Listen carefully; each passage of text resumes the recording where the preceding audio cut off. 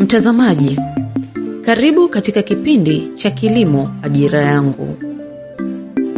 Katika kipindi hiki utajifunza namna ambavyo TARI kituo cha Naliendele inavyotumia viwanja vya maonesho ya wakulima maarufu kama Nane Nane kwa ajili ya kuwafundisha wakulima kilimo bora cha kisasa cha mazao mbalimbali pamoja na uongezaji thamani wa mazao hayo. Kumbuka, kipindi hiki kinaratibiwa na Taasisi ya Utafiti wa Kilimo Tanzania, TARI kituo cha Naliendele. Mtazamaji, TARI kituo cha Naliendele walishiriki katika maonyesho ya Nane Nane na kuweka banda katika viwanja vya maonyesho ya wakulima Nane Nane kanda ya kusini vilivyopo Ngongo mkoani Lindi, ambapo hutumia banda hilo kufundisha wakulima kilimo bora cha kisasa katika kipindi chote cha mwaka mzima. Katika msimu huu wa maonesho, wakulima hupata nafasi ya kujifunza kilimo bora cha mazao mbalimbali. Haya ni mazao ya mboga mboga ambayo kipindi chote pasipo kujali msimu wa maonesho ya wakulima Nane Nane, wakulima huja hapa kujifunza. Mnavyoona hili zao ambalo liko mbele yangu inaitwa figiri au leshu. Ni mboga ambayo wakulima wanaipendelea, lakini pia kwa kuongeza kipato kwa mkulima, kwa sababu linakaa muda mrefu shambani, kwa maana ya kwamba kama unavyoona hapa unaweza ukavuna hata karibia miezi mitatu, ili mradi tu huo unaongeza unahakisha kwamba unamwagilia na kuweka mbolea. Kwa hiyo mkulima anaweza kujipatia kipato kikubwa kupitia ili zao la leshu.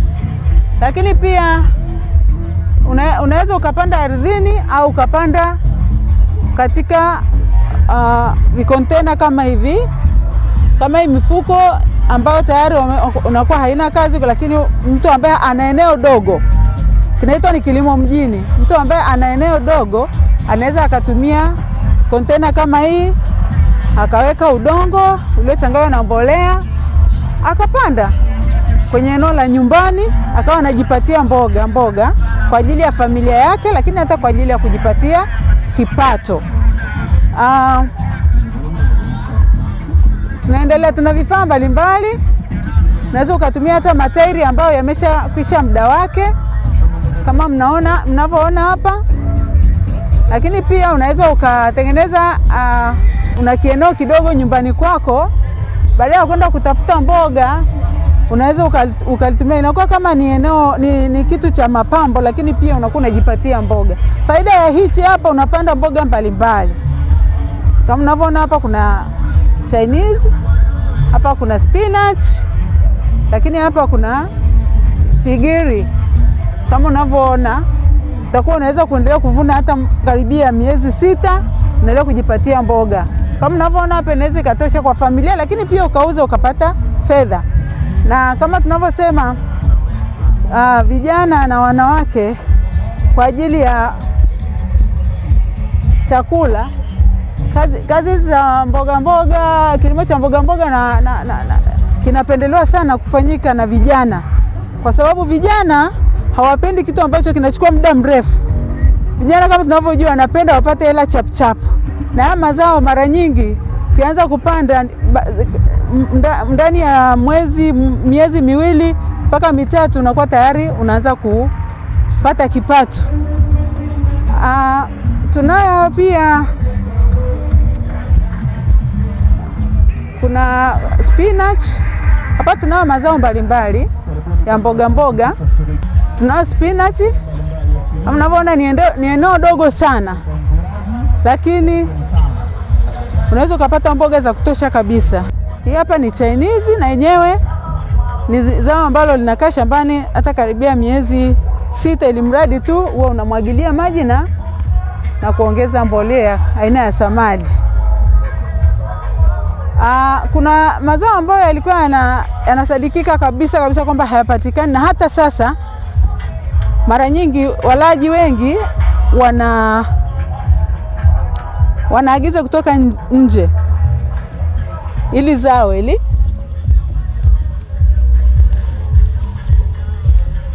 Hii inaitwa beetroot. Kama unavyoona, hii ni beetroot ambayo ina madini, lakini pia inaongeza damu sana. Kwa hiyo ni zao ambalo lilikuwa linasadikika kwamba kwa maeneo yetu ya Mtwara au mkoa ya Lindi na Mtwara halikubali. Kwa hiyo watu wanaagizaga Tanga na maeneo mengine Morogoro, lakini sisi katika eneo letu la TARI Naliendele tumejaribisha na inaonekana kwamba inafanya vizuri. Kwa hiyo tunakaribisha wakulima waje wajifunze namna ya kulima hili zao ambalo ni adimu. Ni adimu lakini linakubali vizuri. Hapa tunayo karoti.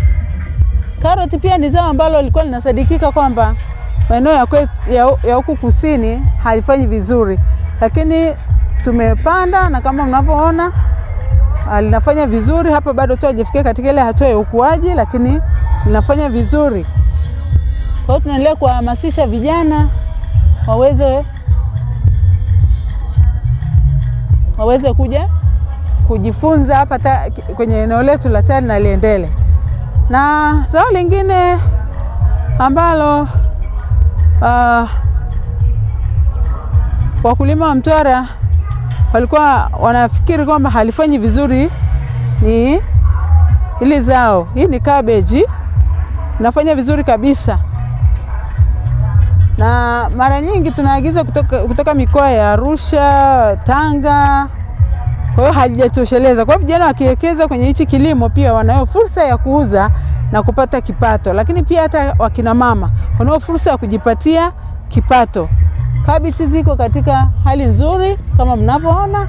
Kwa hiyo tunawakaribisha wakina mama na vijana na Watanzania wote wakaribie kwenye banda letu la TARI Naliendele waweze kujifunza. Tunayo mboga inaitwa mnavu.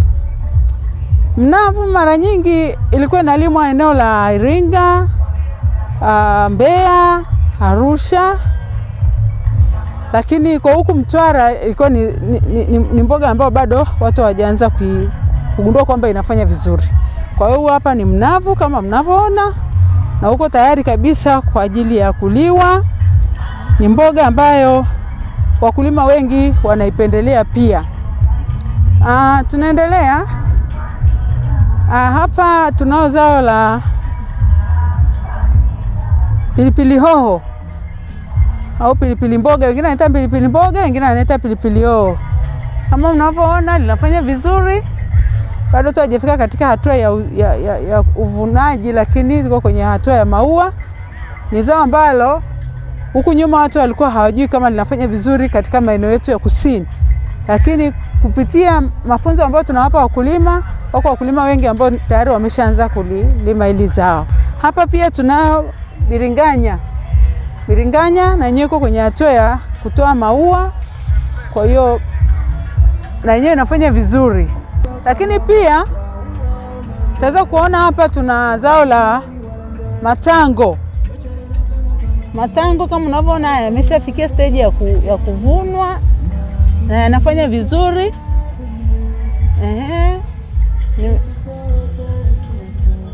Matango mazuri kabisa kwa ajili ya afya, lakini pia tumelima kwenye eneo dogo. Ni eneo dogo lakini ni eneo ambalo mkulima yeyote akilima anaweza kujipatia faida kubwa, kwa sababu matango yanasaidia sana katika kuweka kinga ya mwili vizuri. Mchicha ni siku 21 tu tayari unapeleka sokoni au unatumia na familia yako. Kama unavyoona ni matuta mawili, lakini kwa kijana ambaye anajielewa akiingia kwenye hichi kilimo atapata faida, kwa sababu ni mboga inayoliwa kila siku. Mahitaji yake ni ya kila siku. Lakini pia atakuwa anajipatia kipato kwa muda mfupi sana, siku 21. tofauti na mazao mengine ambayo yanachukua miezi mitatu, miaka. Kama mfano kama korosho, kwa mfano mtu anaweza pia akalima korosho, lakini wakati huo akalima na kilimo cha mboga mboga. Faida yake kubwa ni kwamba huyu mkulima anayelima labda korosho, kipindi kile cha kupalilia mikorosho, atakuwa amejipatia kipato kupitia kilimo cha mboga mboga, ili apate pia fedha kwa ajili ya kumsaidia kufanya zile shughuli za kulimia labda mikorosho, na hata katika kuvuna. Katika kuvuna pia atahitaji vibarua kwa ajili ya kukota korosho, kuvuna korosho shambani. Kwa hiyo tunazidi kuwasisitiza wakulima wetu wasitegemee zao moja tu, wategemee na mazao ya mboga mboga ambayo kweli yana kipato kikubwa, lakini pia yanalimwa kwa muda mfupi. Kama mchicha siku 21 tayari unaanza kupata hela. Kwa hiyo tunawasihi wakulima wasitegemee zao moja tu.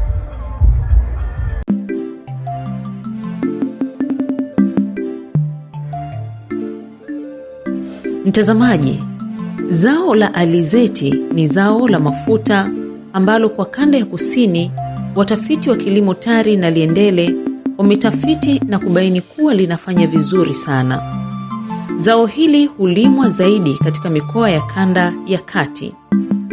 TARI Naliendele imepanda mazao haya katika viwanja vya maonyesho ili kuwafundisha wakulima kilimo bora cha kisasa chenye tija cha zao hili.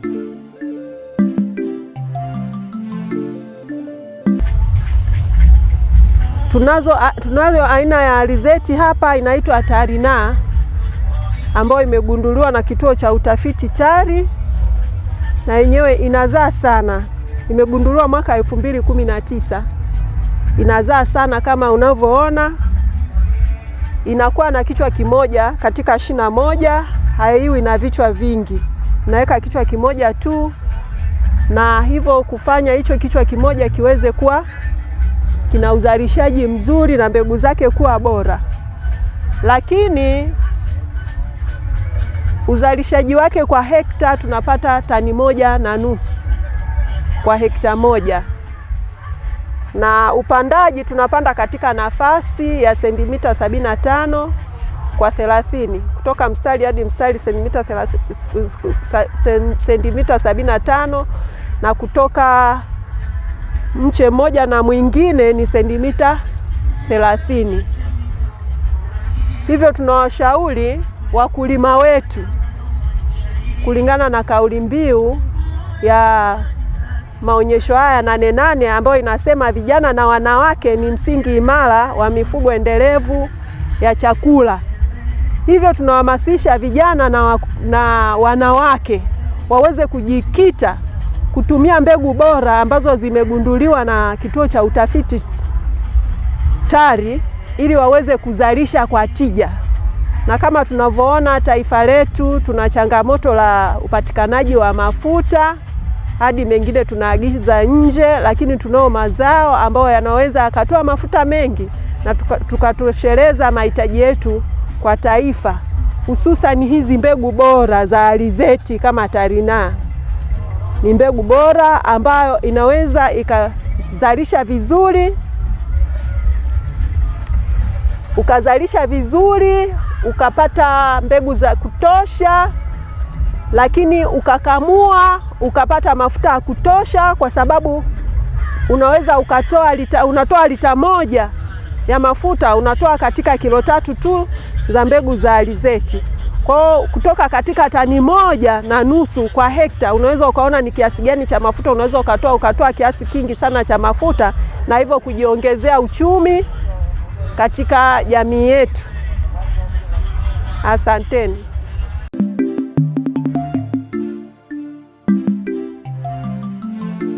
Pamoja na kufundisha mbinu bora za kilimo chenye tija, wakulima katika banda la maonyesho ya wakulima la TARI Naliendele hufundishwa uongezaji wa thamani wa mazao mbalimbali ya kilimo. Hapa mtafiti wa kilimo Zabroni Ngamba anaeleza namna ambavyo zao la ufuta walivyoliongezea thamani na kutengeneza dawa ya kutibu maumivu sugu ya viungo, fungus pamoja na kutibu ngozi.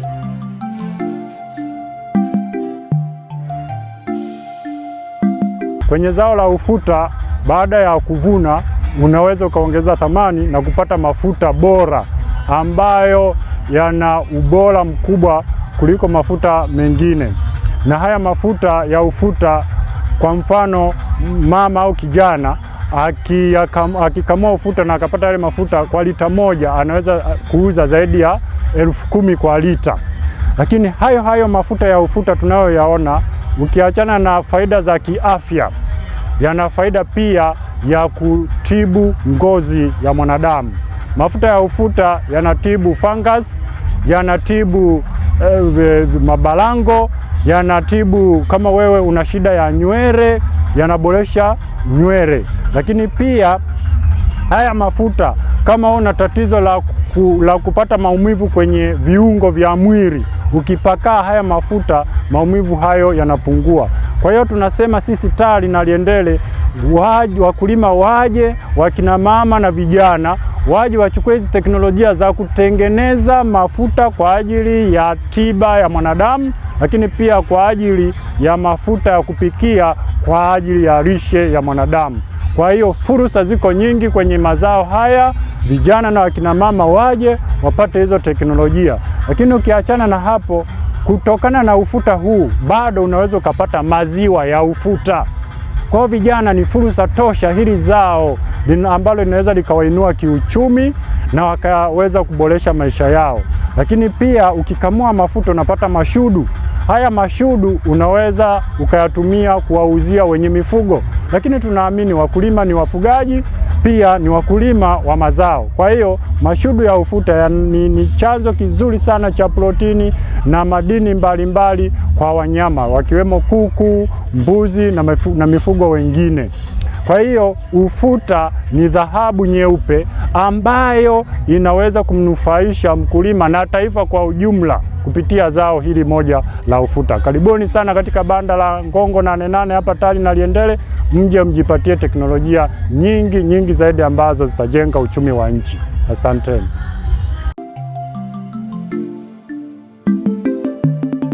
Mtazamaji, TARI Naliendele katika viwanja vya maonyesho ya wakulima 88 kanda ya kusini Ngongo mkoani Lindi hupanda mazao mbalimbali kwa ajili ya kuwafundishia wakulima kwa kipindi cha mwaka mzima, ambapo ukitembelea hapo siku yoyote unapata fursa ya kujifunza kilimo cha mazao mbalimbali, kama anavyoeleza mratibu wa uhaulishaji wa teknolojia na uhusiano wa kituo hicho, Bakari Kidunda. Leo kwenye viwanja hivi vya maonyesho ya 88, viwanja hivi vya Ngongo vilivyoko ndani ya manispaa ya mkoa wa Lindi, ndani ya manispaa ya mkoa wa Lindi. Kwa hiyo tunawakaribisha wadau mbalimbali, wakulima, waongezaji wa thamani, waje kwa wingi kujifunza teknolojia mbalimbali ambazo tumewaletea. Hii ni fursa adimu kupatikana katika msimu mzima. Sasa hapa sisi kama TARI Naliendele tunayo mamlaka ya kitaifa ya kufanya utafiti wa zao la korosho, ufuta, lakini pia na karanga. Lakini vile vile tunayo mazao mengine, kwa sababu wakulima wetu pia wanazalisha mazao mengine. Kwa hiyo tuna utafiti pia wa mazao ya nafaka na mizizi, lakini pia tuna utafiti wa mazao ya mboga na matunda, lakini pia tuna utafiti wa nafaka na mikunde. Kwa hiyo lengo kubwa hapa ni kuhakikisha tunasogeza huduma karibu na wadau wetu ambao ni wakulima na wadau wengine. Kwa hiyo sasa mimi natoa wito tu wadau, wakulima waje kwa wingi, waje kujifunza hizi teknolojia. Waje kwa sababu sisi kama TARI Naliendele tunazo teknolojia zote za uzalishaji wa mazao haya, lakini pia tunazo teknolojia za uongezaji wa thamani wa mazao haya. Ukizingatia kauli mbiu ya 88 ya mwaka huu inasema vijana na wanawake ni msingi imara wa mifumo endelevu ya chakula. Kwa hiyo sasa vijana, wanawake ni jeshi kubwa. Naomba pia wajitokeze kwa wingi, waje watumie hii fursa ya kujifunza kanuni na teknolojia za kilimo bora ili waongeze tija na uzalishaji kwenye mazao yao. Bado tunahitaji kuongeza tija na uzalishaji kwenye mazao. Kwa hiyo tunaomba waje kwa wingi, watumie fursa hii ya kujifunza kanuni za kilimo bora, lakini pia hata uongezaji wa thamani wa mazao.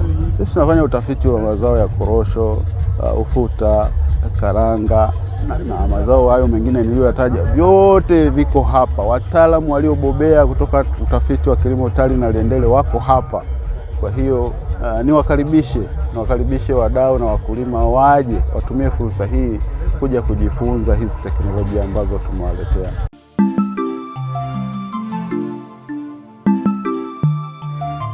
Hadi hapo tumefikia mwisho wa kipindi hiki. Kumbuka, kipindi hiki kinaratibiwa na Taasisi ya Utafiti wa Kilimo Tanzania TARI, kituo cha Naliendele.